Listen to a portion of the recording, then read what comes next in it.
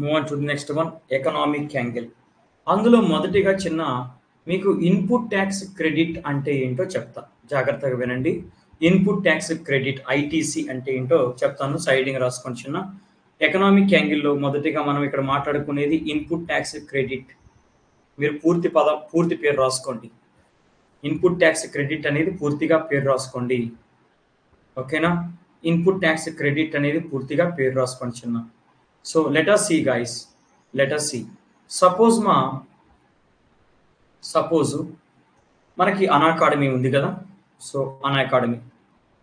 అనాకాడమీ వాళ్ళు ఐటీసీ రాసుకున్నారు కదా, పక్కన పడేయండి. ఎకనామిక్ యాంగిల్ రాసుకున్నారు కదా, పక్కన పడేయండి. బేసికల్గా మనకు అనాకాడమీ వాళ్ళు ఆన్లైన్ కోచింగ్ అనేది ప్రొవైడ్ చేస్తూ ఉంటారు, అవునా? అనాకాడమీ వాళ్ళు ఏం చేస్తారు చిన్న, ఆన్లైన్ కోచింగ్. అయితే దానికంటే ముందుగా ఫస్ట్ ఒక కార్నర్లో ఒక పాయింట్ రాసుకోండి. GST on electronic goods, GST on electronic goods, coaching services, educational services అన్నట్లు నేను జాగ్రత్త గుర్తుపెట్టుకోండి. మన ఎవడో ఒక పిల్లకాయి, సార్ నువ్వు తప్పు చెప్పావు సార్, 18% కాదు, ఎడ్యుకేషనల్ సర్వీసెస్ పైన 0 కదా అన్నాడు. అరే దరిద్రులు కొట్టు వెదవా, యూనివర్సిటీలు కాలేజీలు అవి ఎడ్యుకేషనల్ సర్వీసెస్. ఇక్కడ మనం మాట్లాడే coaching services, group 1 group 2 UPSC అవి. సో రాసుకోండి. అలాగే కోచింగ్ సర్వీసెస్ మీద 18% జిఎస్టీ. ఎంత? 18% జిఎస్టీ, ఓకేనా? దట్స్ ఇట్, అది రాసుకోండి. సో అయితే మొదటి పాయింట్ రాసుకోండి. అయితే అనాకాడమీ వాళ్ళు ఆన్లైన్ కోచింగ్ ప్రొవైడ్ చేస్తున్నారు. అయితే ఆన్లైన్ కోచింగ్ ప్రొవైడ్ చేయడానికి వాళ్ళకి ఇన్పుట్స్ ఏం కావాల్సిన, వాళ్ళకి ఇన్పుట్స్గా ఏం కావాలి? ఒక సర్వర్ కావాల్సి ఉంటుంది. నెక్స్ట్ అలాగే ఒక కంప్యూటర్ కావాలి, ఓకేనా? నెక్స్ట్ అలాగే ఒక వెబ్ క్యామ్ అనేటటువంటిది కావాలి, హెచ్డి వెబ్ క్యామ్ కావాలి. నెక్స్ట్ అలాగే ఒక మైక్ కావాల్సి ఉంటుంది. అయితే వీటి యొక్క ప్రైస్ ఎంత అంటే రూపీస్ 15 lakhs, 15 లక్షలు చిన్న. వీటి యొక్క ప్రైస్ వచ్చేసి 15 లక్షలు. అయితే ఇవన్నీ ఎలక్ట్రానిక్ గూడ్స్ కదా, ఇవన్నీ ఎలక్ట్రానిక్స్ గూడ్స్ కాబట్టి దానిపైన జిఎస్టీ ఎంత? 18%. అంటే 15 లక్షల పైన 18% అంటే ఎంత చిన్న? 2.70 lakh, 2.70 lakh రూపీస్ని పే చేస్తారు. ఎవరికి పే చేస్తారు? వీటన్నిటిని ఎవరి దగ్గర నుంచి కొంటున్నారంటే, నెక్స్ట్ రాసుకోండి, వీటన్నిటిని ఎవరి దగ్గర నుంచి కొంటున్నారు? విప్రో. సో విప్రో వాళ్ళ దగ్గర నుంచి కొంటున్నారు ఇవన్నీ కూడా, ఓకే? ఎవరి దగ్గర నుంచి కొంటున్నారు? విప్రో వాళ్ళ దగ్గర నుంచి కొంటున్నారు. సో ఈ విప్రో వాళ్ళకి వీళ్ళు ఏం చేశారు? విప్రో వాళ్ళకి 15 lakhs ప్లస్ 2.70 lakhs ని పే చేశారు, ఓకేనా? 15 lakhs ప్లస్ 2.70 lakh జిఎస్టీ, 2.7 లక్షలను జిఎస్టీగా పే చేశారు, ఓకేనా? సో సూపర్, బానే ఉంది, ఓకేనా చిన్న? సో బానే ఉంది, ఓకేనా?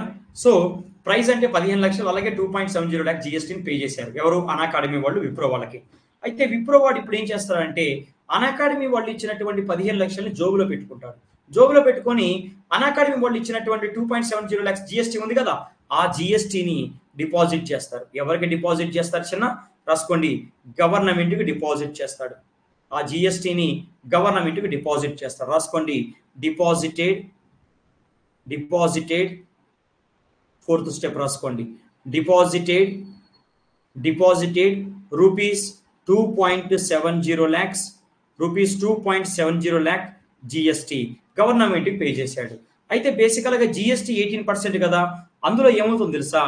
9% యూనియన్ గవర్నమెంట్ తీసుకుంటుంది, 9% స్టేట్ గవర్నమెంట్ తీసుకుంటుంది. అంటే అసలు బేసిక్గా జిఎస్టీ అంటే ఏంటి తెలుసా చిన్న? జిఎస్టీ అంటే సిజిఎస్టీ, ఎస్జిఎస్టీ. జిఎస్టీ అంటే సిజిఎస్టీ, ఎస్జిఎస్టీ. ఇక్కడ మనకి జిఎస్టీ ఎంత? 18%. అంటే సిజిఎస్టీ కింద యూనియన్ గవర్నమెంట్కి 9% వెళ్తుంది, ఎస్జిఎస్టీ కింద స్టేట్ గవర్నమెంట్కి 9% వస్తుంది. అంటే ఆ 2.70 లక్షల్లో 1.35 లక్షలు యూనియన్ గవర్నమెంట్కి, 1.35 లక్షలు స్టేట్ గవర్నమెంట్కి. ఇది ఎలా అనేది నేను మళ్ళీ చెప్తా. సో మొత్తం ప్రస్తుతానికి అయితే గుర్తుపెట్టుకోండి, Unacademy pays 15 lakh price plus 2.70 lakhs as a GST to the Wipro.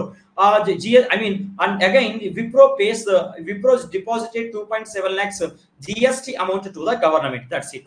అర్థమైందా చిన్న? ఎస్, అర్థమైందా? యా. నెక్స్ట్ రాసుకోండి చిన్న. నెక్స్ట్, సో 4th పాయింట్ అయిపోయింది. నెక్స్ట్ 5th పాయింట్ రాసుకోండి. నెక్స్ట్ 5th పాయింట్ రాసుకోండి చిన్న. సో 5th పాయింట్ రాసుకోండి అమ్మా. Move on to the next one. 5th point, if Roman Saini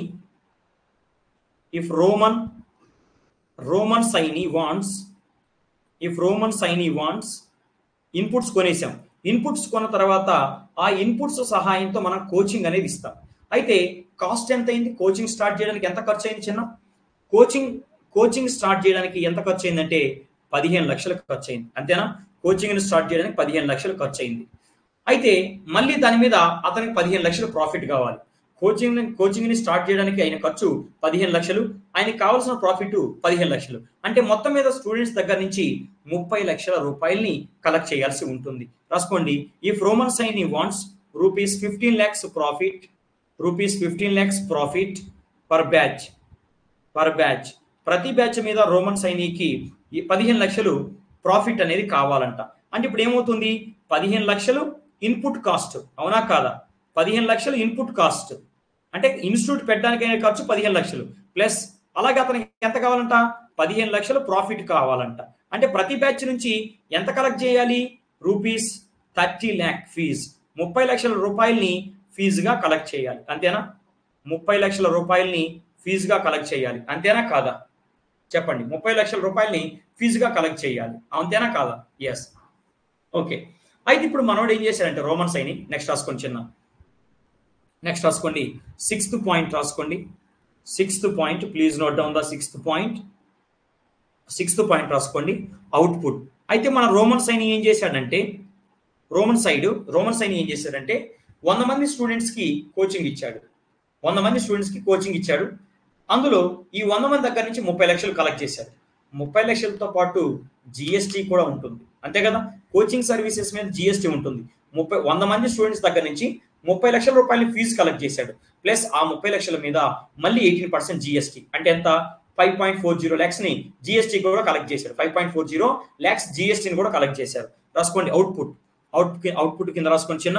so online coachings to 100 students. Online coaching to 100 students. ఈ 100 మంది students దగ్గర నుంచి ఎంత కలెక్ట్ చేశాడో రాసుకోండి చిన్న. 100 మంది స్టూడెంట్స్ దగ్గర నుంచి సో 30 lakhs 30 లక్షల రూపాయలని 30 లక్షల రూపాయలు ప్రైస్ కలెక్ట్ చేశాడు అంటే ఫీజు. ప్లస్ ఈ 30 లక్షల పైన 18% జిఎస్టీ ఉంటుంది కదా, అంటే ఎంత అవుతుంది? 5.40 lakhs.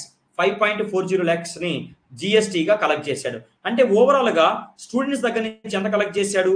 35,40,000 35,40,000 స్టూడెంట్స్ దగ్గర నుంచి కలెక్ట్ చేశాడు. Collected from students. మొత్తం మీద స్టూడెంట్స్ దగ్గర నుంచి 35,40,000 రూపాయలని కలెక్ట్ చేయడం జరిగింది. ఇది పంచాయతీ. అయితే ఇప్పుడు స్టూడెంట్స్ దగ్గర నుంచి కలెక్ట్ చేసినటువంటి, ఇప్పుడు చూడండి స్టూడెంట్స్ దగ్గర నుంచి ఎంత ఫీజు కలెక్ట్ చేశాడు మనోడు స్టూడెంట్స్ దగ్గర నుంచి ఎంత ఫీజు కలెక్ట్ చేశాడు? 5.40 lakhs జిఎస్టీని స్టూడెంట్స్ దగ్గర నుంచి కలెక్ట్ చేశాడు కదా. మరి కలెక్ట్ చేసినటువంటి జిఎస్టీని గవర్నమెంట్కి పే చేయాలా లేదా? కలెక్ట్ చేసినటువంటి జిఎస్టీని గవర్నమెంట్కి పే చేయాలా లేదా? చెప్పండి చిన్న.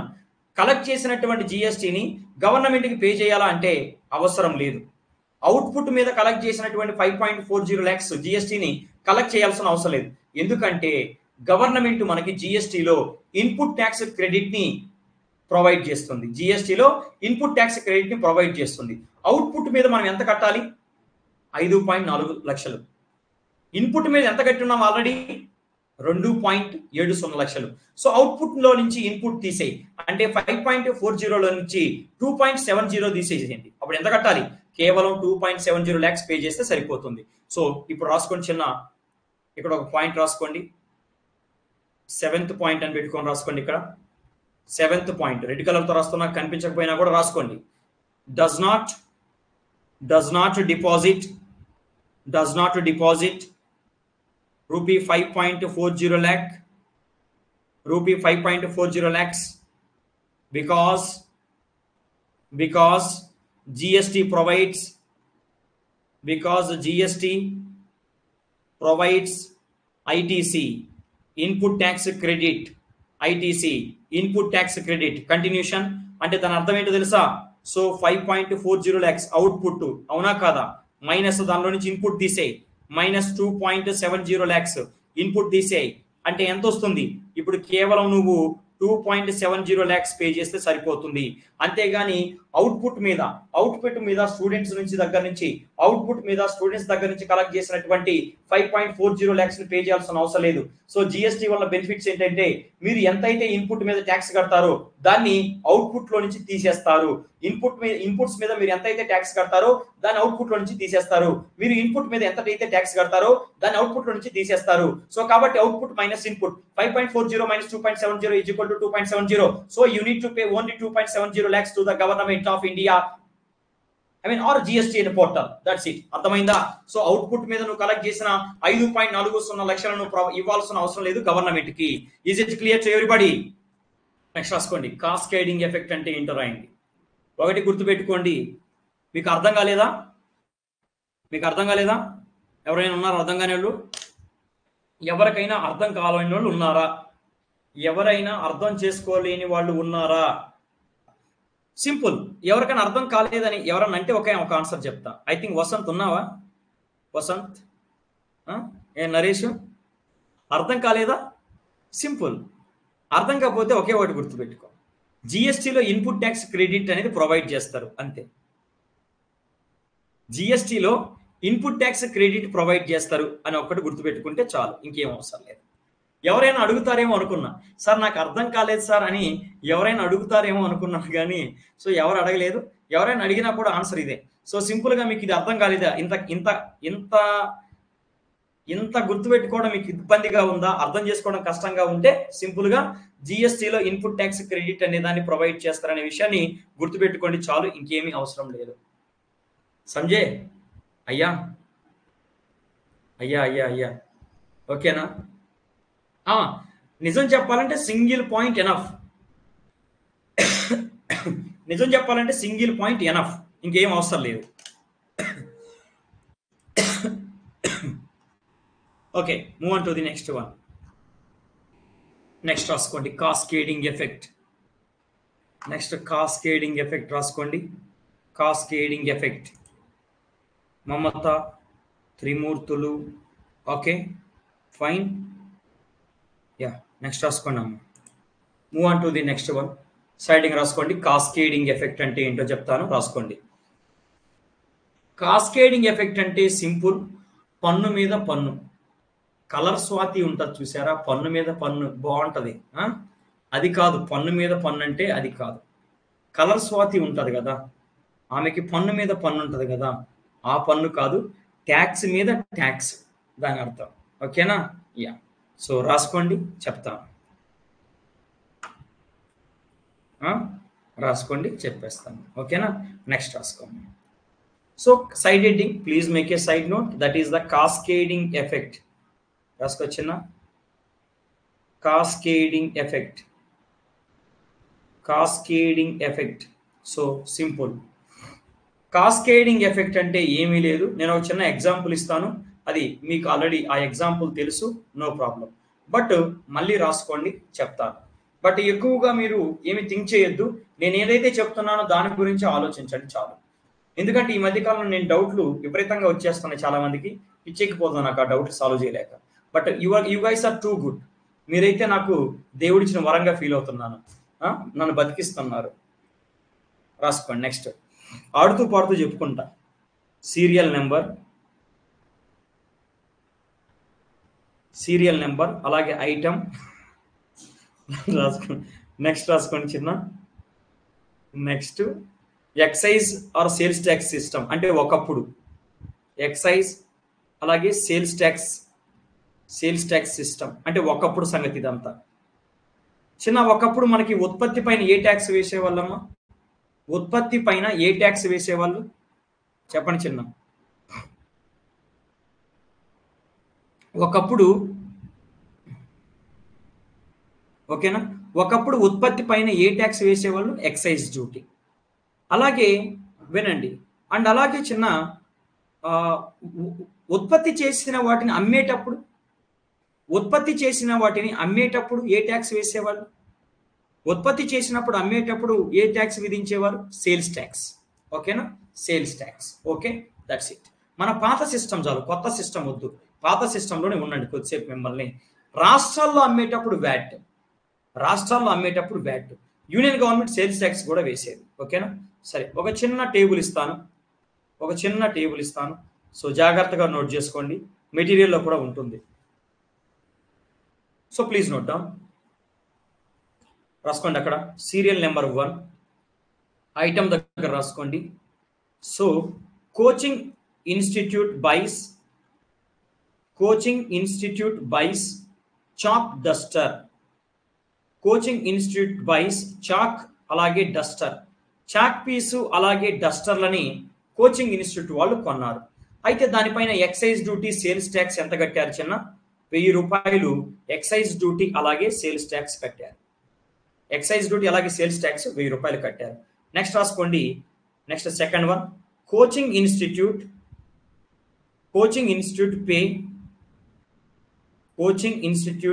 Pay 10% tax to seller. 10% 1000 రూపాయలు చిన్న. కోచింగ్ ఇన్స్టిట్యూట్ వాళ్ళు చాక్ పీసు డస్టర్ కొన్నారు. వాటి యొక్క కాస్ట్ ఎంత? అంటే 1000 రూపాయలు కాస్ట్. అది పక్కన పెట్టి, ట్యాక్స్ కాదు, కాస్ట్. అయితే coaching institute pay 10% tax to seller. ఎవరి దగ్గర నుంచి అయితే చాక్ పీసు డస్టర్ని కొంటున్నారో వాళ్ళకి 1000 రూపాయలు ప్రైజ్ ఇవ్వడంతో పాటు ఆ ప్రైజ్ మీద 10% ట్యాక్స్ కూడా కడుతున్నారు. 10% అంటే ఎంత? 100 రూపాయలు. రాసుకొని చిన్న 100 rupees as excise and sales tax. That's it. Next రాసుకో చిన్న. Move on to the next one. Coaching wants profit. అయితే కోచింగ్ ఇన్స్టిట్యూట్ వాంట్స్ ప్రాఫిట్. ఎంత ప్రాఫిట్ కావాలి చూడండి. ఇన్పుట్ మీద ఎంత ఖర్చు అయింది చిన్న?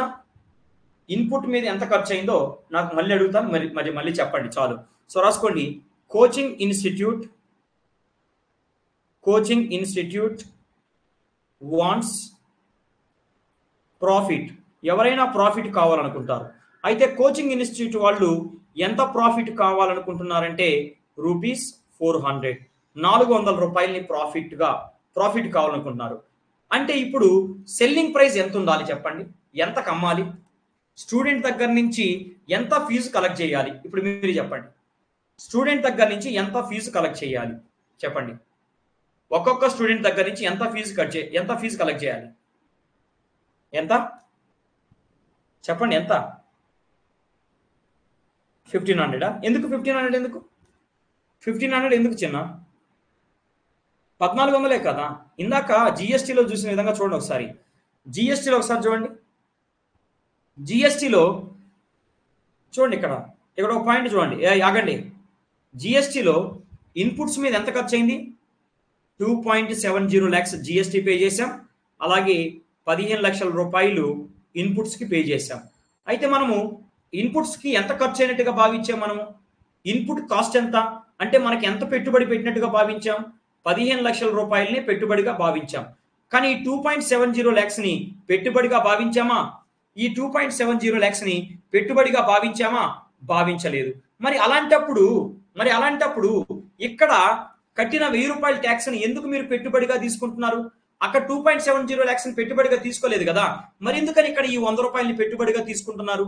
దీన్ని కూడా కలిపితేనే కదా 1000 + 100 1100 + 400 మొత్తం 1500. సో అంటే పిల్లోడి దగ్గర నుంచి మనం 1500 రూపాయలు కలెక్ట్ చేయాలి కదా. పిల్లోడి దగ్గర నుంచి మనం 1500 కలెక్ట్ చేయాలంటున్నారు మీరు. మరి ఎందుకు అక్కడ మీరు ట్యాక్స్ని వినండి, అక్కడ మీరు ట్యాక్స్ని 2.70 lakhsని ఇన్పుట్ కాస్ట్గా ఎక్స్పెండిచర్గా భావించడం లేదు. కానీ ఇక్కడ 100 రూపాయలని ఎక్స్పెండిచర్గా భావిస్తున్నారు. ఎందుకంటారు? ఒకటి గుర్తుపెట్టుకోండి, చెప్తా రాసుకోండి. సో ఇప్పుడు కోచింగ్ ఫీజ్ రాసుకోండి చిన్న. కోచింగ్ సెల్లింగ్ ప్రైజ్ ఎంతో రాసుకోండి. నెక్స్ట్ రాసుకోండి సెల్లింగ్ ప్రైస్ అంటే కోచింగ్ ఫీజ్ అని పెట్టుకోండి బ్రాకెట్లో. కోచింగ్ ఫీజ్ అంటే ఒక్కొక్క స్టూడెంట్ దగ్గర నుంచి మనం ఎంత కలెక్ట్ చేయాలి ఇప్పుడు? సో 1000 రూపాయలు ప్లస్ 100 రూపీస్ ప్లస్ ప్రాఫిట్ వచ్చేసి 400 rupees is equal to rupees 1500, మొత్తం కలిపి 1500 రూపాయలు. సెల్లింగ్ ప్రైస్ అనేది 1500 రూపాయలు. ఓకేనా, 1500 రూపాయలు. అయితే ఇక్కడ నా పాయింట్ అలా ఒకటే, ఇందాక ఎగ్జాంపుల్లో, ప్రీవియస్ ఎగ్జాంపుల్లో అన్అకాడమీ వాడు ఇన్పుట్స్ కొనేటప్పుడు ఇన్పుట్స్ కాస్ట్ 1500 అయింది. దాని మీద 2.70 lakhs జిఎస్టీ పే చేశాడు. అయితే కోచింగ్ ఫీజు ఎంత వాడు డిసైడ్ చేసింది అంటే, వాడు ఇన్పుట్స్ మీద అయిన ఖర్చు ఎంత తీసుకున్నాడు? ఇన్పుట్స్ మీద అయిన ఖర్చుని ఎంతగా తీసుకున్నాడు? 15 లక్షలే తీసుకున్నాడు. కానీ వాడు ఇన్పుట్స్ మీద పే చేసిన 2.40 lakhs ని, వాడు ఇన్పుట్స్ మీద పే చేసిన 2.70 lakhs ని కాస్ట్గా పరిగణించలేదు. ఎందుకంటావు?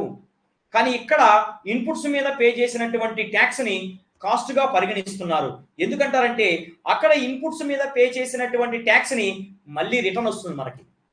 అక్కడ ఇందాక ఎగ్జాంపుల్లో మనం 2.70 lakhs ఇన్పుట్ మీద పే చేసాం కదా. అయితే ఆ 2.70 lakhs అమౌంట్ మళ్ళీ మనకి ఇన్పుట్ ట్యాక్స్ క్రెడిట్ రూపంలో వెనక్కి వస్తుంది.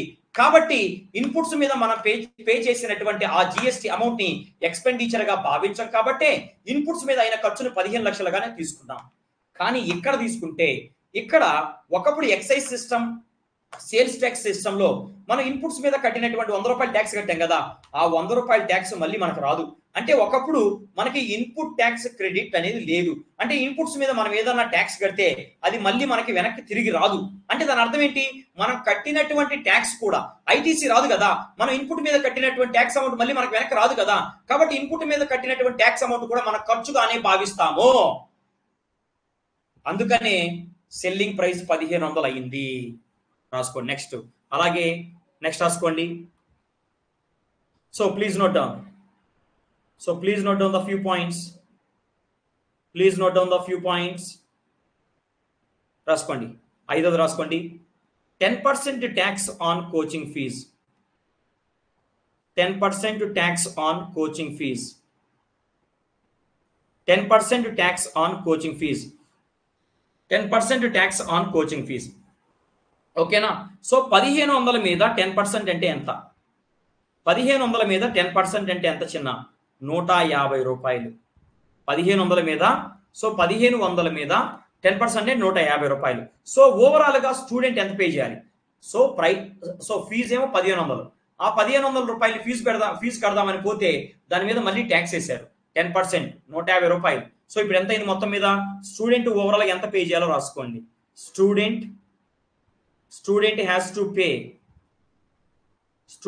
టు పే బ్రాకెట్ లో 5 + 6 రాసుకోండి చిన్న. సో 1500 రూపీస్ ఫీజు అది పే చేసేటప్పుడు మళ్ళీ దాని మీద tax. So 150 rupees tax. Overall గా స్టూడెంట్ కోచింగ్ ఇన్స్టిట్యూట్ కి 1650 రూపాయలు కట్టాలి. ఓవరాల్ గా స్టూడెంట్ కోచింగ్ ఇన్స్టిట్యూట్ కి ఎంత కట్టాలి చిన్న? 1650 రూపాయలు కట్టాలి. 1650 రూపాయలు కట్టాలి. ఓకేనా? That's it. ఇలా ఉంది. అర్థమైందా? సో సేమ్ మనకి ప్రజెంట్ ఎలాగుందో చూద్దాం. ఇప్పుడు కోచింగ్ ఒకప్పుడు ఎలా ఉండేది, ఇప్పుడు ఎలా ఉందో చూస్తున్నాం. సో కాబట్టి ఒకప్పుడు మనం ఇన్స్టిట్యూట్ పెట్టాలనుకున్నప్పుడు కోచింగ్ ఫీజులు ఎలా ఉండేటి ఏంటి అనేది మనం తీసుకున్నాం. అయితే ఇప్పుడు నేను ఒక ఇన్స్టిట్యూట్ పెట్టా. ఇప్పుడు ఎలా ఉంటది?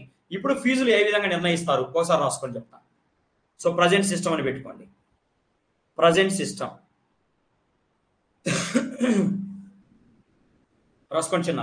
ప్రజెంట్ సిస్టమ్ రాసుకోండి.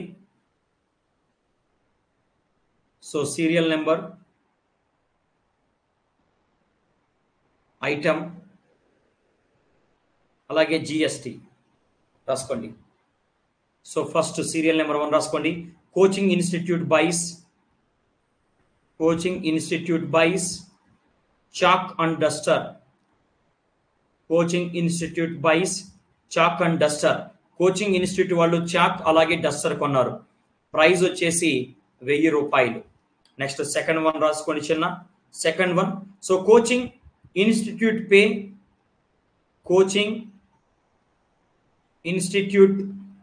pays 10%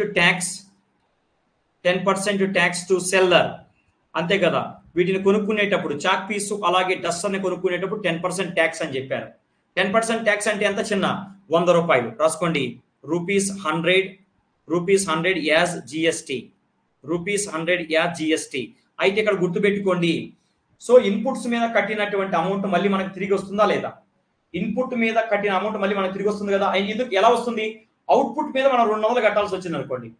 అవుట్పుట్ మీద మనం 200 కట్టాల్సి వస్తే 200 కట్టాల్సిన అవసరం లేదు. ఆల్రెడీ ఇన్పుట్ మీద 100 కట్టాం కాబట్టి అవుట్పుట్ మీద 200 కట్టాలి కాబట్టి, సో 200 మైనస్ 100 తీసేస్తే 100 వస్తుంది. 100 కడితే చాలు, ఇంకా అంతే అయిపోయింది. రాసుకోండి చిన్న, బట్ రాసుకోండి, కంటిన్యూషన్ రాసుకోండి. But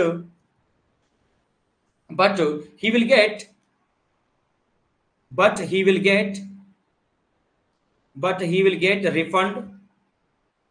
will get refund or ITC, ఓకేనా, దట్స్ ఇట్. సో ఎఫెక్టివ్లీ ఎంత కట్టినట్టు ట్యాక్స్ 0 అంతే కదా. సో ఎఫెక్టివ్లీ 0, ₹0 కట్టినట్టే కదా. ఎందుకంటే ఇన్పుట్స్ మీద కట్టినటువంటి అమౌంట్ మళ్ళీ మనకు తిరిగి ఇచ్చేస్తారు కాబట్టి ₹0 కట్టినట్టే. ఓకేనా, సరే రాసుకోండి. Next, coaching institute wants profit. Next third రాసుకోండి. Coaching institute wants profit. Coaching institute కి ప్రాఫిట్ కావాలంట. ఎంత ప్రాఫిట్ కావాలి? 400 ప్రాఫిట్ కావాలి. మరి అలాంటప్పుడు సెల్లింగ్ ప్రైస్ ఎంత? రాసుకోండి చిన్న. మరి అలాంటప్పుడు సెల్లింగ్ ప్రైస్ ఎంత? సో ఎంత ప్రైస్ కి అమ్మాలనుకుంటున్నారు? కోచింగ్ ఎంత ప్రైస్ కి అమ్మాలనుకుంటున్నారు? రాసుకోండి. సో ₹1000 ప్లస్ ఇన్పుట్ మీద కట్టినటువంటి ట్యాక్స్ మళ్ళీ మనకి రిఫండ్ గా వస్తుంది కదా, కాబట్టి దాన్ని అక్కడ జీరోగా తీసుకుంటున్నాను. ప్లస్ ప్రాఫిట్ వచ్చేసి 400 కావాలి. కాబట్టి నాకు ఇక్కడ ఎంత కమ్మాలి చిన్న? నేను ఇప్పుడు సెల్లింగ్ ప్రైస్ ఎంత? ₹1400. ఓకేనా, నెక్స్ట్ రాసుకోండి చిన్న. సో 10% ట్యాక్స్ ఆన్, నెక్స్ట్ రాసుకోండి. So 10% tax on coaching fees. 10% tax on coaching fees. Coaching fees మీద 10% ట్యాక్స్ అన్నాను అంటే 1400 మీద 10% అంటే ఎంత చిన్న? సో ₹140. సో ఇప్పుడు ఓవరాల్ గా స్టూడెంట్ ఎంత పే చేయాలి? Fees plus tax. రాసుకోండి చిన్న. స్టూడెంట్ ఎంత పే చేయాలి? Student has to pay. Overall గా స్టూడెంట్ ఎంత పే చేయాలి చిన్న? 5 + 6 అంటే ఎంత చిన్న? ₹1400 ఫీజు ప్లస్ అలాగే దాని మీద ₹140 ట్యాక్స్ అంటే ఎంత పే చేయాలి? ₹1540 పే చేయాలి. ఓకే, సేమ్ టు సేమ్ కదా, ఇందాక అన్నట్టే ఉంది కదా. సో ఇందాక ఎగ్జాంపుల్లో మనం ఎంత ఫీజు పే చేయాలి? ఇందాక ఎగ్జాంపుల్లో ఓవరాల్ గా స్టూడెంట్ ఎంత పే చేయాలి? స్టూడెంట్ ఇందాక ఎగ్జాంపుల్ ప్రకారం స్టూడెంట్ 1650 పే చేయాలి. కానీ ఇప్పుడు ఎంత పే చేయాలి? ₹1540 పే చేయాలి. కారణం ఏంటో తెలుసా? జిఎస్టిలో మనం తక్కువ పే చేస్తున్నాం. కారణం ఏంటంటే జిఎస్టిలో మనకి ఇన్పుట్ ట్యాక్స్ క్రెడిట్ అనేది వస్తుంది. కానీ ప్రీవియస్ గా చూడండి, కాస్కేడింగ్ ఎఫెక్ట్ వలన చూడండి ఇక్కడ కాస్కేడింగ్ ఎఫెక్ట్ అనే దాని వలన చూడండి చిన్న, జిఎస్టిలో ఎంత పే చేస్తున్నాం రాయండి. జిఎస్టిలో ఎంత పే చేస్తున్నాం? ₹1540 పే చేస్తున్నాం. కానీ గతంలో ఎంత పే చేస్తున్నాం? గతంలో ₹1650 పే చేస్తున్నాం. అంటే జిఎస్టి రిజిమ్ తో కంపేర్ చేసుకుంటే గతంలో మనము ఒక ₹110 ఎక్స్ట్రాగా పే చేస్తున్నాం. ఎందుకో తెలుసా చిన్న? ఎందుకంటే గమనించండి, ఇక్కడ ఇన్పుట్స్ మీద కట్టినటువంటి ట్యాక్స్ ఉంది కదా, ఇన్పుట్ మీద కట్టినటువంటి ట్యాక్స్ మళ్ళీ మనకి ఎవరు అంటే ఇన్పుట్ మీద కట్టినటువంటి ట్యాక్స్ కి మనకి ఐటీసీ ఇన్పుట్ ట్యాక్స్ క్రెడిట్ అనేది ఇవ్వరు. ఇన్పుట్ మీద కట్టినటువంటి ట్యాక్స్ కి ఐటీసీ ఇవ్వరు అంటే మళ్ళీ మనకు ఆ అమౌంట్ ఇచ్చేయరు. కాబట్టి మళ్ళీ ఆ అమౌంట్ మనకు రాదు. కాబట్టి మనం ఏం చేస్తున్నాం? దాన్ని కూడా కాస్ట్ గా పరిగణిస్తున్నాం. ఓకేనా, సో దాన్ని కూడా కాస్ట్ గా పరిగణిస్తున్నాం. సో ఆ విధంగా 1500 అయింది. మళ్ళీ దీని మీద 10% పడింది కదా, మళ్ళీ దీని మీద 10% పడింది. అవునా కాదా? మళ్ళీ దీని మీద 10 అంటే 1500 కాకుండా డివైడ్ చేస్తున్నాం. మళ్ళీ దీని మీద 10% పడింది. 10% ట్యాక్స్ అంటే ఎంత చిన్న? మళ్ళీ ₹10. అంటే ఇక్కడ ఏమైంది? ట్యాక్స్ మీద ట్యాక్స్ పడింది. అవునా కాదా? ట్యాక్స్ మీద పడింది. చూడండి, ₹100. ఈ ₹100 మీద మళ్ళీ 10% అంటే ఎంత అయింది? ఓవరాల్ గా ఎంత అయింది? ₹110. మీరు చూడండి, జిఎస్టిలో ₹1540, ఇక్కడ ₹1650. డిఫరెన్స్ ఎంత ఉంది? 11 110 రూపాయలు డిఫరెన్స్ ఉంది. ఈ 110 రూపాయలు ఎందుకు అంటే ఇలా వచ్చింది, ఎందుకంటే ట్యాక్స్ మీద ట్యాక్స్ పడడం వల్ల. ట్యాక్స్ మీద ట్యాక్స్ ఎందుకు పడింది? ఐటీసీ ఇన్పుట్ ట్యాక్స్ క్రెడిట్ అనేది లేకపోవడం వల్ల, అంతే కదా. ఓయ్ ఇక్కడ చూడండి, ఇక్కడ 1000 మీద 10%, 100 మీద 10%, 400 మీద 10% వేసుకుంటే చూస్తుంది. 1000 మీద ఎంత? 1000 మీద 10% అంటే 100, అవునా? 100. అలాగే 400 మీద 10% అంటే 400 మీద 10% అంటే ఎంత చిన్న? 400 మీద 10% అంటే 40 రూపాయలు, ప్లస్ 100 మీద 10% అంటే 10 రూపాయలు. సో మనకి ఎంత ఎక్స్ట్రా వచ్చింది? చెప్పండి. అంటే జిఎస్టీతో కంపేర్ చేసుకుంటే మనం ఎంత ఎక్స్ట్రా పే చేస్తున్నాం? 110 రూపాయలు ఎక్స్ట్రా పే చేస్తున్నాం. కారణం ఏంటి తెలుసా? ఇదిగో కారణం ఇక్కడ మీకు కనిపిస్తుంది. సో బిఫోర్ జిఎస్టీ అమల్లోకి రాకముందు మనం ఇన్పుట్స్ మీద ఏదైనా ట్యాక్స్ కడితే ఆ ట్యాక్స్ కి ఇన్పుట్ ట్యాక్స్ క్రెడిట్ రాదు.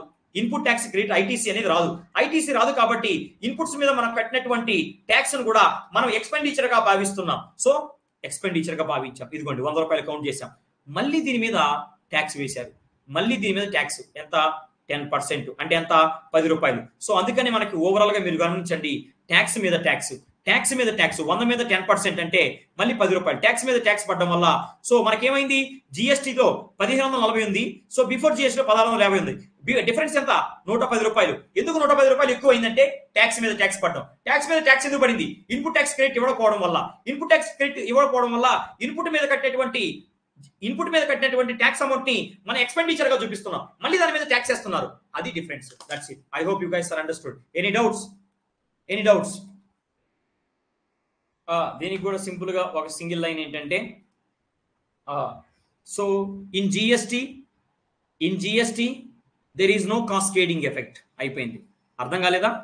ఎవరికైనా అర్థం కాలేదా? అర్థం కాకపోతే లైట్ తీసుకోండి. In GST there is no cascading effect. అయిపోయింది. ఒకే లైన్. జిఎస్టీలో కాస్కేడింగ్ ఎఫెక్ట్ అనేది ఉండదు, అంటే పన్ను మీద పన్ను పడదు.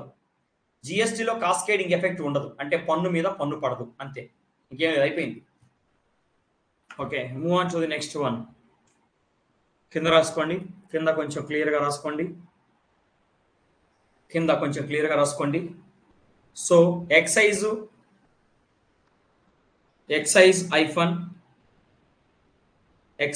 Hyphen sales tax or VAT సిస్టంలో.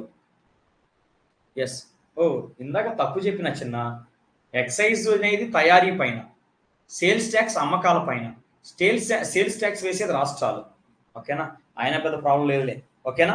ఎక్సైజ్ అనేది తయారీ పైన వేస్తారు. ఎవరు? Union government. తయారు చేసినటువంటి వాటిని అమ్మేటప్పుడు state government sales tax impose చేస్తుంది. ఆ సేల్స్ ట్యాక్స్ ని మనం ఇప్పుడు వ్యాట్ అంటున్నాం. సరే, సేల్స్ ట్యాక్స్ లేదా ఎక్సైజ్ సేల్స్ ట్యాక్స్ సిస్టంలో స్టూడెంట్ ఎంత పే చేశాడు చిన్న? ₹1650. అండ్ అలాగే జిఎస్టి సిస్టంలో ఎంత పే చేశాడు రా చిన్న? స్టూడెంట్ ₹1540, 1540 రూపాయలు పే చేశాడు, ఓకేనా? సో రాసుకోండి అక్కడ. సో ప్లీజ్ ఒక పాయింట్ రాసుకోండి. స్టూడెంట్ హ్యాడ్ టు పే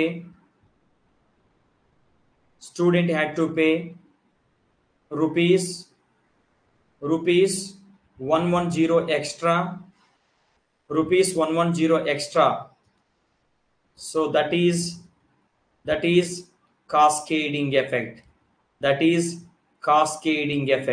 ఏ కారణంగా 110 రూపాయలు ఎక్స్ట్రా పే చేయాల్సి వచ్చింది చిన్న? కాస్కేడింగ్ ఎఫెక్ట్ కారణంగా. That's it. సో ఇప్పుడు మీకు అందరికీ అర్థం కాలేదా? అర్థం కాకపోతే నేను ఒక బాక్స్లో 4 పదాలు రాస్తాను, అవి మాత్రమే గుర్తుపెట్టుకోండి చాలు. రాసుకోండి, చెప్తా. 4 పదాలు రాసుకోండి. If input tax credit not given to seller, రాసుకోండి. ఇఫ్ ఇన్ ఇండైరెక్ట్ taxes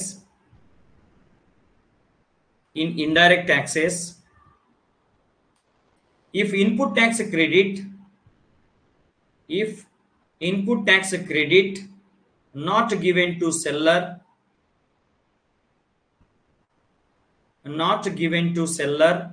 రాసుకోండి చిన్న. not given to seller full stop continuation, then final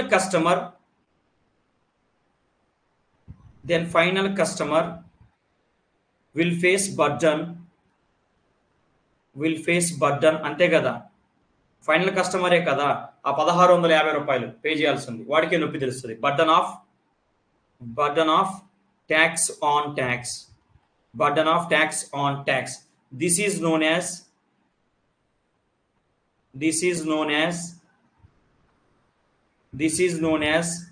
cascading effect. This is known as cascading effect. That's it. So ఇదంతా అర్థం కాలేదా? ఆ ఒక్క ముక్క గుర్తు పెట్టుకోండి. అండ్ ఇంకా సింపుల్ గా గుర్తు పెట్టుకోవాలంటే జిఎస్టీలో కాస్కేడింగ్ ఎఫెక్ట్ అనేది ఉండదు. జిఎస్టీలో కాస్కేడింగ్ ఎఫెక్ట్ అనేది ఉండదు. దట్స్ ఇట్, అంతే. అండ్ అలాగే గుర్తుపెట్టుకోండి, ఎక్స్ప్లెయిన్ చేస్తాను, మెటీరియల్లో చదువుకోండి సరిపోతుంది. సో ఇంకొక విషయం కూడా చెప్తాను, రాసుకోండి. Solution ITC.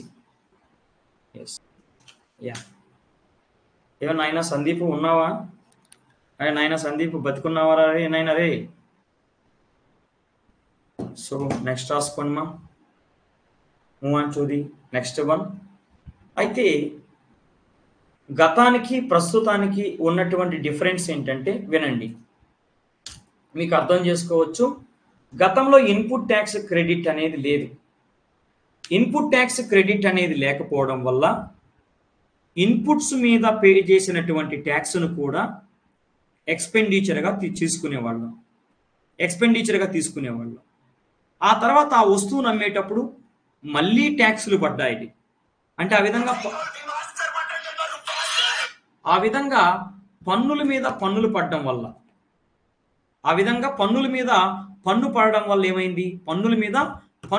వల్ల ఏమైంది? వస్తువు యొక్క ధర పెరుగుతుంది. పన్ను మీద పన్ను పడడం వల్ల వస్తువు యొక్క ధర పెరుగుతుంది. వస్తువు ధర పెరగడంతో పాటు కస్టమరు బర్డన్ ఫీల్ అయ్యేవాడు. కస్టమరు ఎక్కువగా బర్డన్ ఫేస్ చేసేవాడు. అందుకని ఇప్పుడు అప్పట్లో ఏం చేసేవాళ్ళు అంటే, సో ప్రైజెస్ అనేవి ఎక్కువ ఉండడం వల్ల, ట్యాక్స్ మీద ట్యాక్స్ పడి ప్రైజెస్ అనేవి ఎక్కువగా ఉండడం వల్ల ఏం చేసేవాళ్ళు అంటే ట్రాన్సాక్షన్ గవర్నమెంట్ తెలియకుండా చేసేవాళ్ళు. అంటే ట్రాన్సాక్షన్ని క్యాష్ రూపంలో చేసేవాళ్ళు. సో ట్రాన్సాక్షన్ని క్యాష్తో చేయడం వల్ల ఆ ట్రాన్సాక్షన్ అనేది గవర్నమెంట్కి తెలియదు. తద్వారా ఏమవుతుందంటే దాని మీద మళ్ళీ ట్యాక్స్ వేయలేరు. ఆ విధంగా చాలా మంది ప్రభుత్వానికి ట్యాక్సులు ఎగ్గొట్టేవాళ్ళు. తద్వారా గవర్నమెంట్కి వచ్చే రెవెన్యూ తగ్గిపోయింది. అలాగే బ్లాక్ మనీ కూడా పెరిగిపోయింది. కానీ ప్రజెంట్ సిస్టమ్ ఎలాగుందంటే, కానీ ప్రస్తుతం మనము చూసుకున్నట్లయితే ఇన్పుట్స్ మీద మనం ట్యాక్స్ కడుతున్నాం. ఓకేనా? సో బిల్లు కావాలి అంటే బిల్లు లేకపోవడం ఏంటి? ఒకప్పుడైతే బిల్లు వద్దనే వాళ్ళం. ఖచ్చితంగా ఇప్పుడు బిల్లు కావాల్సింది అబ్బా, ఇన్పుట్స్ మీద ట్యాక్స్ నేను ట్యాక్స్ కడతాను కదా, అది మళ్ళీ నాకు తిరిగిస్తారు కాబట్టే మనం ట్రాన్సాక్షన్ అనేది గవర్నమెంట్కి చూపిస్తున్నాం. అవునా కాదా? కాబట్టి ఇప్పుడు ఏమవుతుంది? సో మనం ఇన్పుట్స్ మీద కట్టినటువంటి ట్యాక్స్ అమౌంట్ మళ్ళీ మనకి తిరిగి వస్తుందనే ఉద్దేశంతో మనమేమి ట్రాన్సాక్షన్స్ హైడ్ చేయడం లేదు. కాబట్టి ఇప్పుడు పన్ను ఎగ్గొట్టడానికి తక్కువ స్కోప్ అనేది ఉంది. బ్లాక్ మనీకి తక్కువ స్కోప్ అనేటటువంటిది ఉంది. That's it. ఆ విషయాలు గుర్తుపెట్టుకుంటే చాలు. ఓకేనా?